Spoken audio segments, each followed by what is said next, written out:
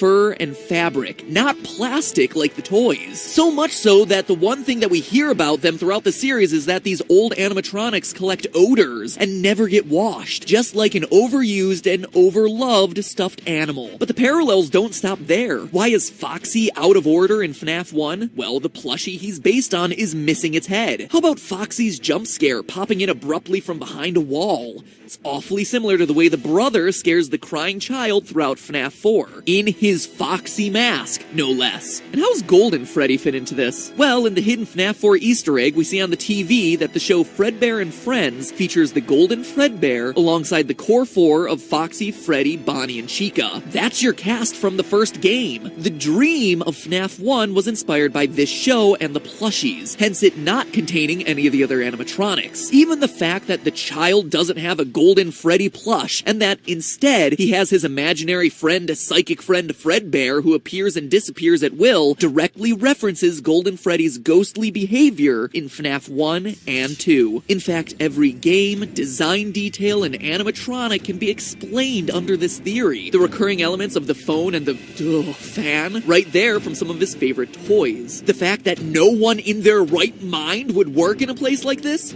Dream. Firing an employee for something like odor? It's a child's imagination of what employment is like. How about the weird metaphysical hoops that you have to jump through to access FNAF 3's minigames? Well, dreams have weird rules where dialing codes into cinder blocks makes perfect sense. FNAF 3's Springtrap is directly inspired by the girl in her golden body finger puppet that pinches and traps her finger. The idea that the animatronics stuff you into suits comes from this girl spreading the urban legend that if you die, they hide your body and never tell. The naked endoskeletons come from his time trapped in the supply room. Balloon Boy is the dream version of this kid, excited to go to the birthday party. They even have a single balloon each. Even the oddballs of Shadow Freddy and Shadow Bonnie fit under this theory. They're the product of the crying child being freaked out by the shadows that Golden Freddy and Bonnie cast onto the wall. And while we're on the subject of shadows, Dream Theory even rolls up the purple guy. Let's pull in Scott's second clue. What is seen in shadows is easily misunderstood in the mind of a child. Yes, he could be referencing the shadow animatronics, which are literal shadows, but what he's more likely referencing is Purple Guy helping a fellow employee put on the yellow suit. They're in a dark, shadowy room, and what the kid sees,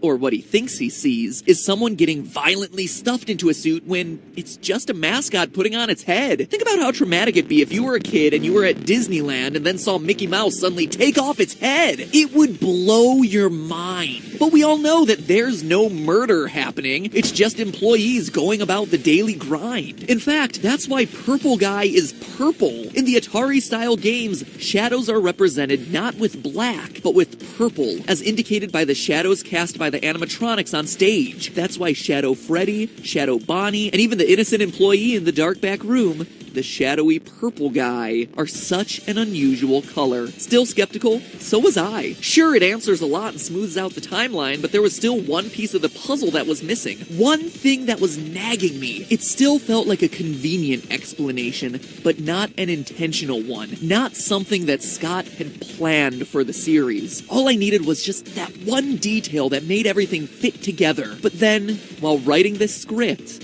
it finally dawned on me. The nail in the coffin. The one piece of evidence that no one can deny and that, to my knowledge, no one has talked about in the months of theorizing. The detail that convinced me this theory has to be true. Are you ready to have your mind blown? Listen to the sound that you hear at the end of every night of the first 3 games.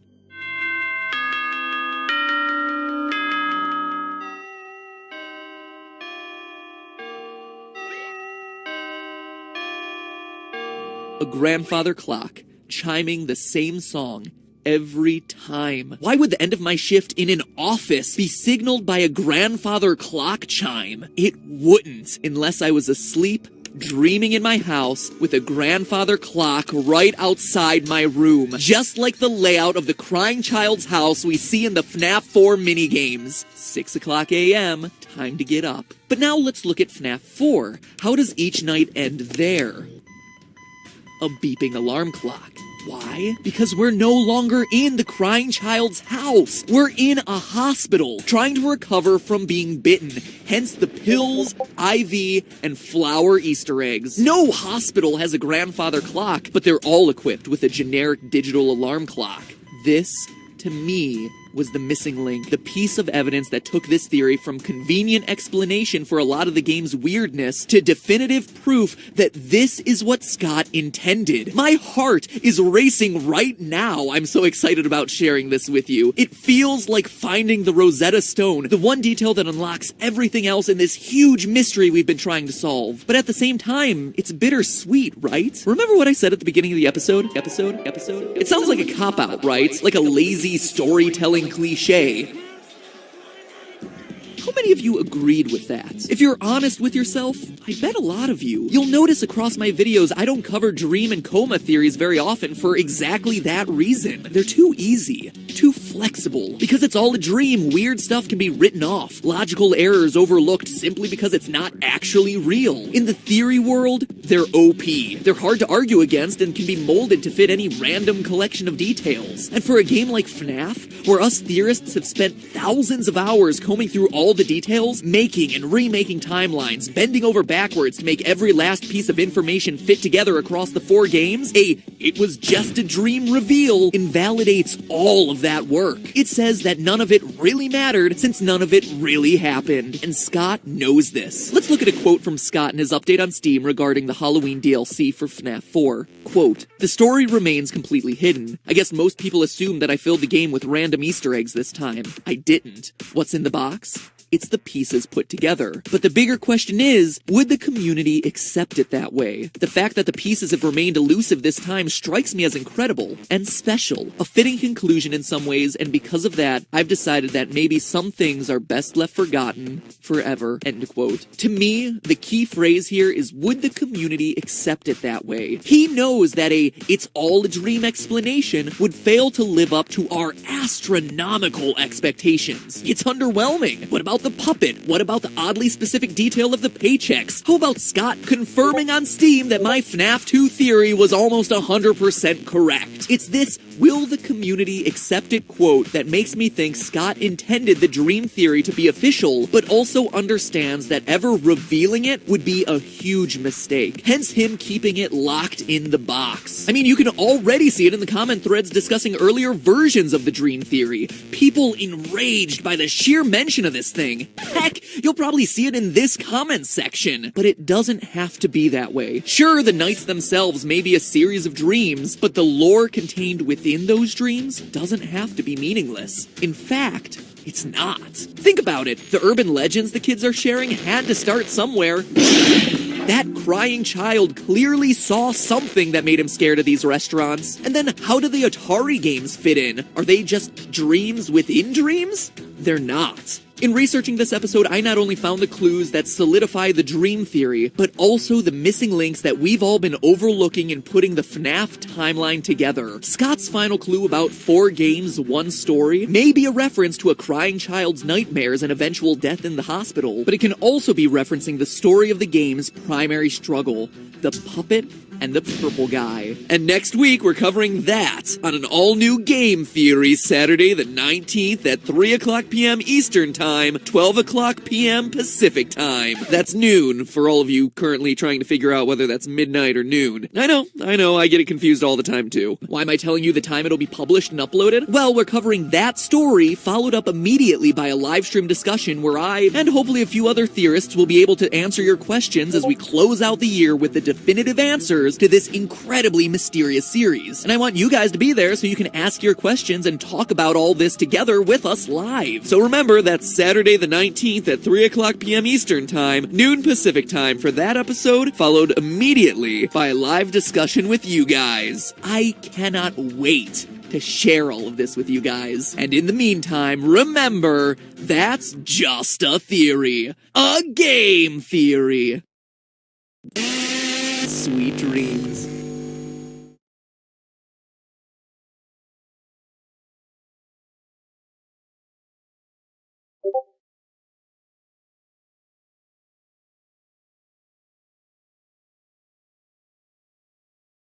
minigame, the purple guy, now the daytime security guard, kills 5 more kids within the walls of this restaurant. When the puppet enlists the help of the possessed Freddy animatronic to save the kids, the purple guy responds, "You can't," because it's true.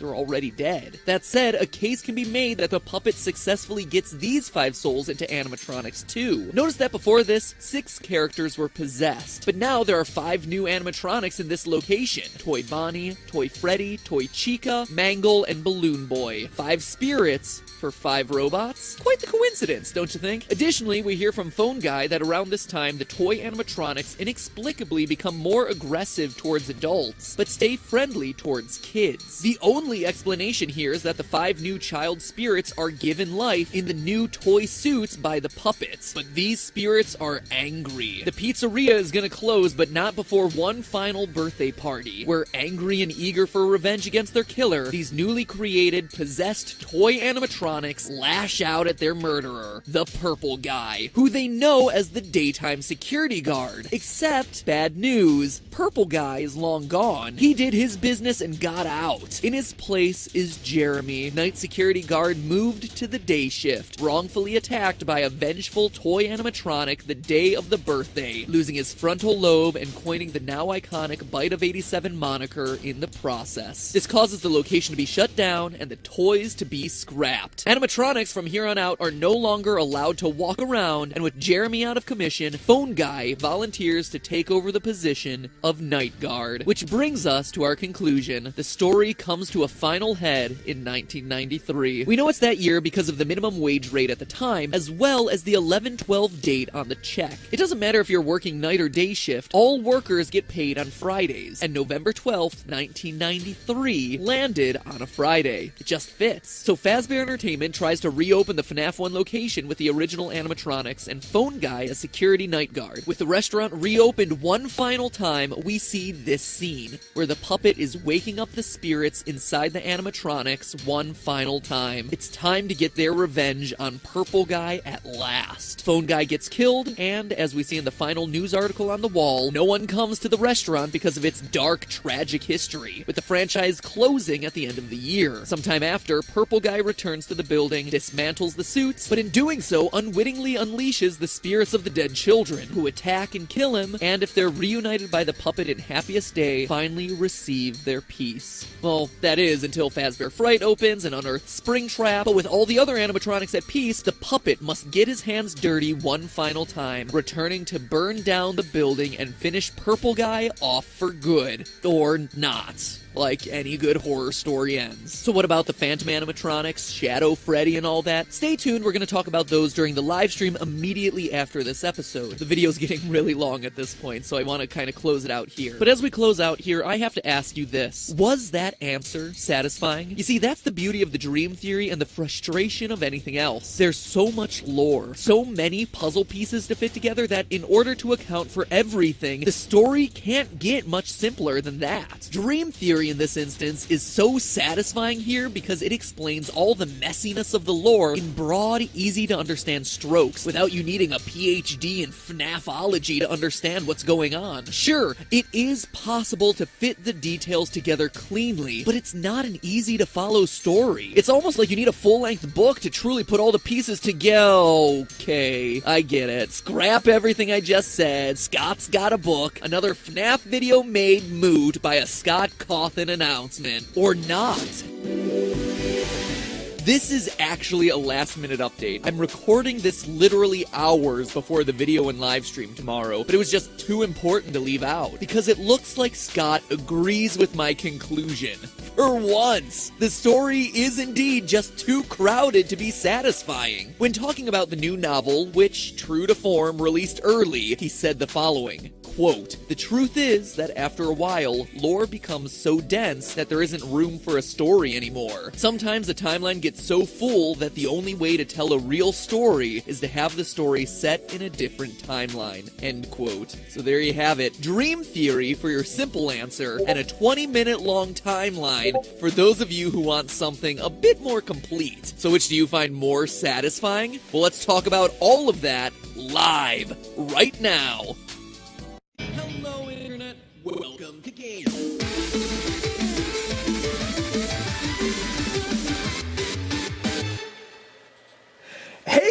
welcome to GT Live, the big game theory, FNAF theory talkback, where we finally put an end quadrilogy of FNAF.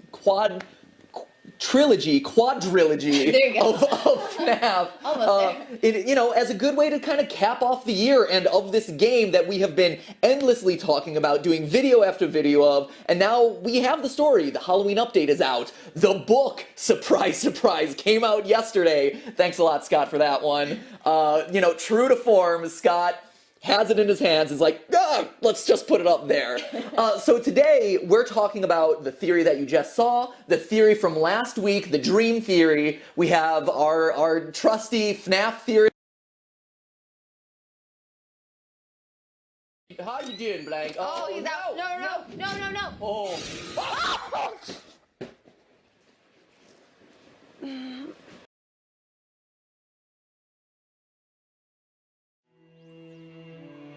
It's been half a year, so let's do this. Let's solve the secrets of FNAF's sister location months before the game comes out.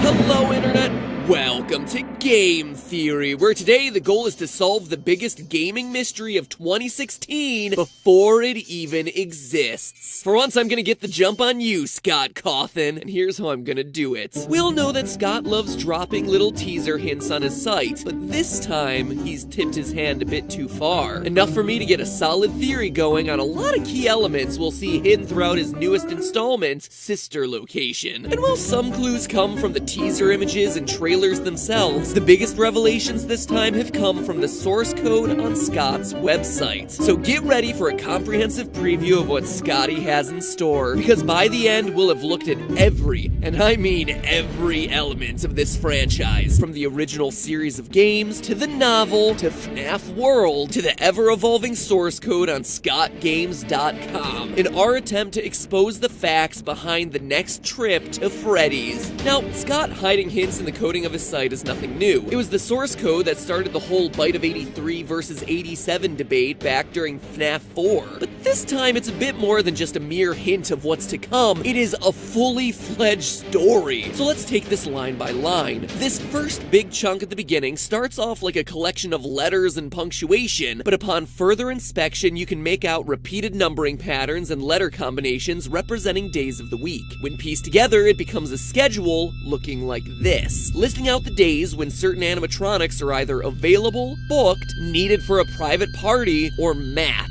either in maintenance or needed for a matinee show. It's unclear which. It's also worth mentioning that 4 animatronics are specifically called out here: BBY for Baby, BAL for Ballora, and FTF for both Funtime Freddy and Funtime Foxy. Now, for those of you who don't follow every scrap of information about these games, let me explain. Reddit discovered that Scott had gone and copyrighted various names, presumably for these new animatronics, and here we see it being confirmed. More on some of these guys in a minute. The thing I want to call out first is that there's clearly a 5th animatronic in this schedule, 0500S, out of service. But who could this be? In the trailer, we only see 4 animatronics. Well, that's where this teaser image comes in. A few weeks ago, this image was up on Scott Games. A mask with glowing eyes and a tangle of wires, almost like tentacles, accompanied by this text. Quote, "There's a little bit of me in everybody," end quote. Notice the grammar here. It's not everybody, but everybody. This is our 5th animatronic, our out-of-service animatronic. I mean, look at it! This guy ain't being booked at any children's parties.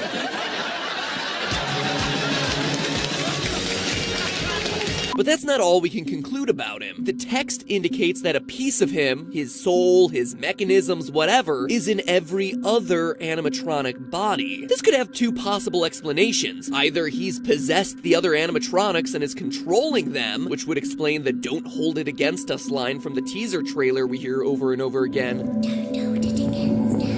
Or, more likely, he's the reason the other animatronics have life in the first place. This pile of wires is kind of like the puppet from the original series, giving gifts, giving life. Or maybe This is the puppet. A new and rebooted version of the puppet. Now, stay with me here. One thing that we've largely forgotten about since his first appearance back in FNAF 2 is how the puppet character just didn't fit in with the FNAF world. Sure, as it kept making appearances in game after game, we just kinda accepted its role, but seriously, think about it. FNAF 1 through 4 were all about animatronics with big, bulky bodies and an animal theme. But then insert the puppet, thin and with a human face, complete with red cheeks, crying eyes, and red lips. Features that we haven't seen on anything else until now. Fast forward to Sister Location and we see humanoid faces everywhere. Ballora and Baby, rosy cheeks, lipstick. And now look at Day of the Tentacle over here. Notice that the ears can detach, separate itself from the main mask part of the face. It's the exact same silhouette that our puppet's face has had since the second game. Additionally, if you look at the trailer for Sister Location very closely, you discover what may be a very cool Easter egg. In the reflection of Funtime Foxy's cheek, we see something. For all the other animatronics, it's a part of their body. For Ballora the ballerina, we see the reverse of her arm and earrings. For Baby, it's her finger and bow. But Foxy here is reflecting something that has a bright red dot besides two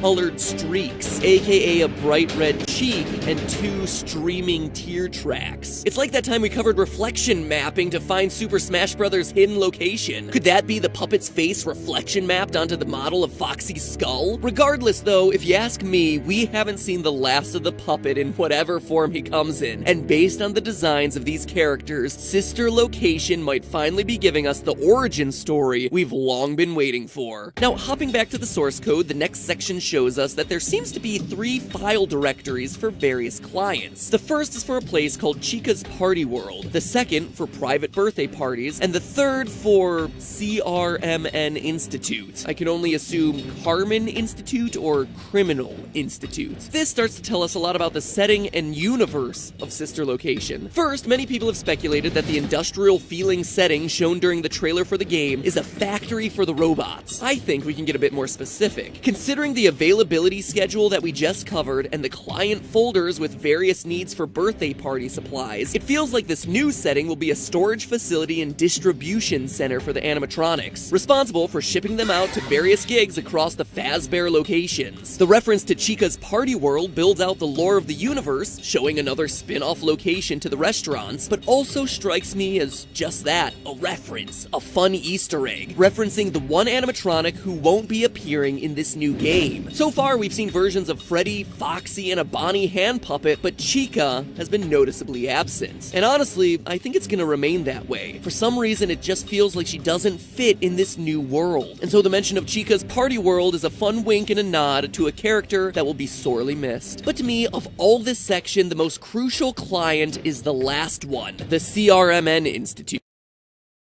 Notice when you look at it that it has a subfolder called Project. This, to me, is incredibly important since every teaser image Scott has posted on the site related to Sister Location has been labeled project.jpg. Seems like a generic naming convention, right? Wrong. I went to an Internet Archive database and dug through the source code of all the past teaser images from all of Scott's past games, only to find that his labeling system has been very consistent. His FNAF World images were all labeled FNAFworld.jpg, images about the book were labeled FNAFthenovel.jpg, even FNAF 4 teasers shared the titling of simply 4.jpg. The fact that Sister Location's images are all labeled Project, and that there's a client directory hinting at some mysterious institute and a secret project going on there, says to me that if we're not headed to a distribution center, then we're going to a place where these guys are getting experimented on, which ties in with the trailer quote of, "You don't know what we've been through." These guys are being experimented on, a project at some mysterious institute, and you can bet that they're not happy about it. But perhaps the most crucial detail hidden in the source code is the last line. A line that blows the door wide open on the story for this new game. Service log, maintenance, CO, or care of, AFTN Robotics. Afton Robotics. What the heck is that? It's a good question. If you're like 99% of the fan base and only know the games, this might not ring a bell. But if you happen to buy and then make it through all 500 pages of the Five Nights at Freddy's Silver Eyes novel, then that name sets off all sorts of alarms. You see, in the book, the Fredbear and Fazbear restaurants were founded by two men. The first is named Henry. He's the father of the main character and the creative half of the company, the one responsible for designing and building the robots that we all know and love. The other co-owner was, ready for this? William Afton, and he was in charge of the business side of the restaurants. Paperwork, taxes, things like that. So to see Afton Robotics in the source code teasing Sister Location is huge, because it means that the stories of Sister Location and Silver Eyes are linked. But get ready for this. Here's the bigger twist. By the end of the book, it's revealed that William Afton is what we fans of the game would know as the Purple Guy. Yeah, in the book,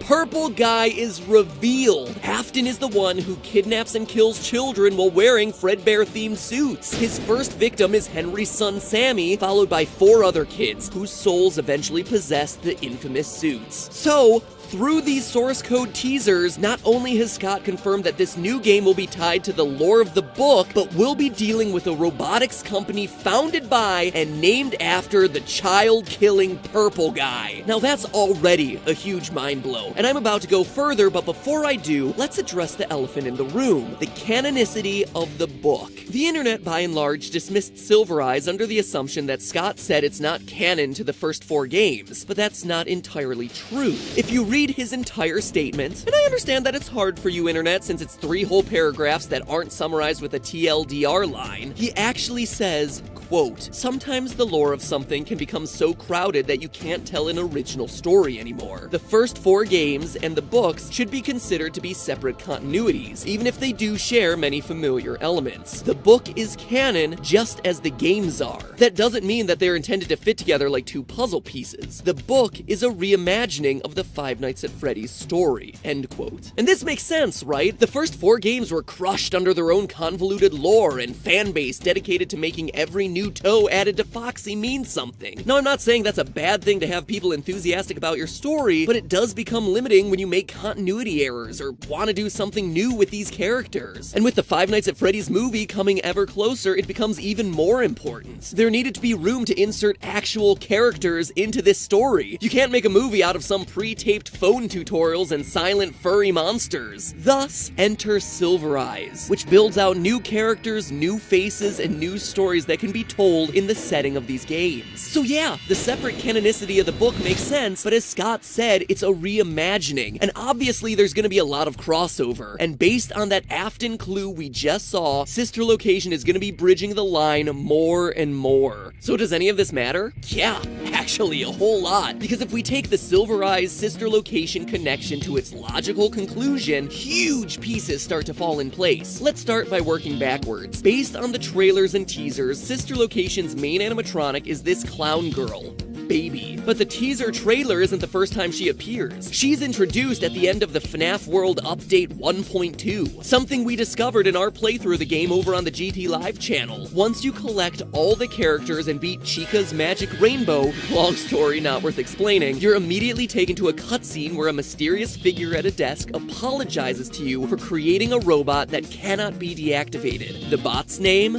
Baby. We then see a pair of eyes light up, telling everyone to take their seats before cutting back to the room to see the desk guy lying there dead, presumably killed by Baby. Now, many people assume that desk guy was Scott Cawthon since he's the creator of the animatronics and the minigames that you play in FNAF World. However, it'd be weird for Scott to kill himself. Plus, the dialogue from the FNAF in Space minigame, yes, again, FNAF World is a weird game, seems to imply that Scott is a separate entity from this desk guy creator figure. So if desk guy isn't Scott Cawthon, then who else could he be? Well, now that we know that Baby and Sister Location both have ties to Silver Eyes, we can actually identify who this mysterious creator of FNAF World is. He's Henry, co-founder of Fredbear's and Purple Guy's business partner. How do we know? Well, not only is he the creator of the games and animatronics, his death also lines up with the way he dies in the book. Stricken with grief over the death of his son, Henry commits suicide in the living room by letting one of his animatronics kill him. One that remains nameless in the book, but is clearly not any of the core 6 of Freddy, Foxy, Chica, Bonnie, Golden Freddy, and Golden Bonnie. In other words, Henry the creator is killed in his home by a mysterious new animatronic, just like we see happen to Desk Guy in FNAF World. The events just line up.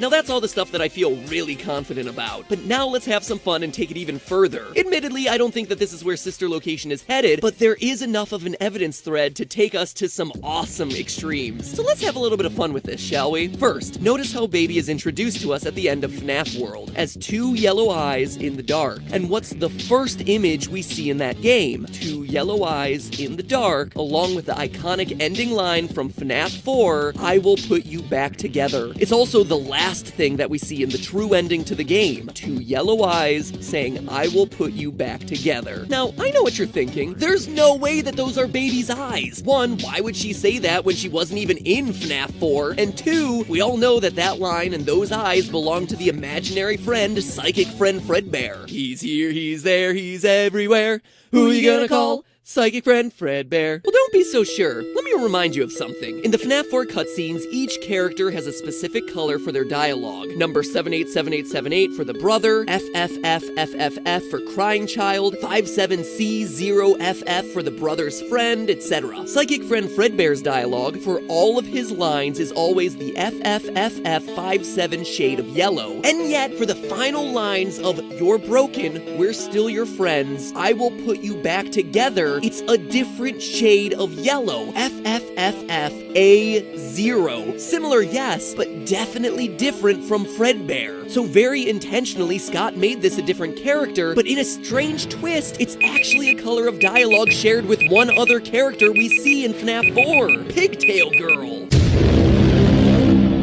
The one who knows that the animatronics come to life and get stuffed with dead